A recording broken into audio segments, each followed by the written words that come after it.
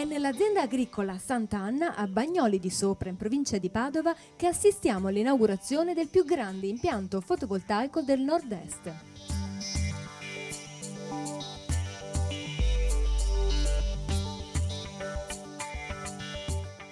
Un megawatt all'ora è l'energia prodotta dai 3.834 moduli fotovoltaici che compongono l'impianto.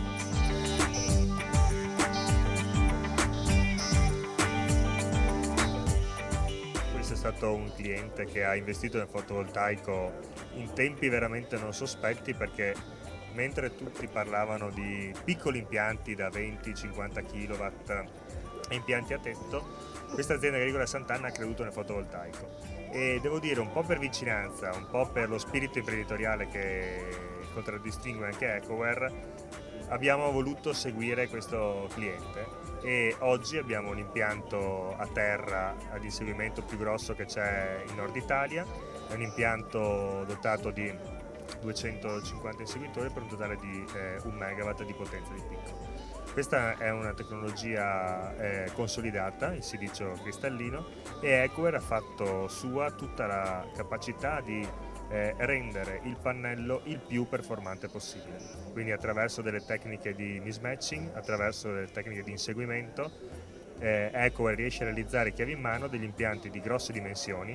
1 megawatt, ricordiamo che dà l'energia più o meno per 3.000 famiglie, quindi stiamo parlando di centrali elettriche che producono energia attraverso la semplice emissione, il semplice riutilizzo dell'energia prodotta dalla luce del sole.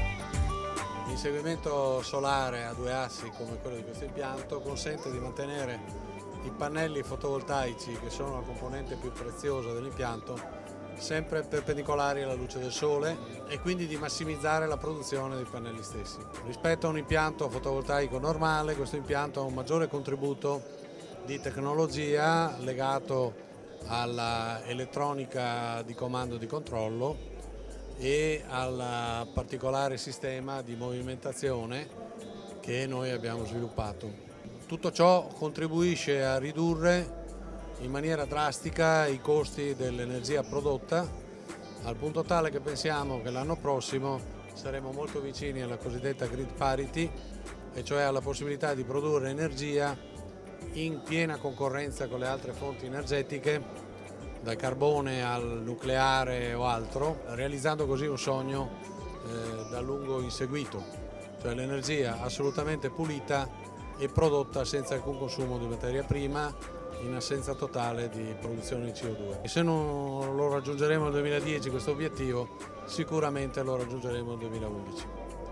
Dopodiché si porrà un grande problema per i nostri politici in primis e la nostra classe economica, e cioè quello di verificare e toccare con mano che l'energia fotovoltaica è oggi la fonte di energia più conveniente fra tutte quelle possibili. Ma questo sarà un altro film.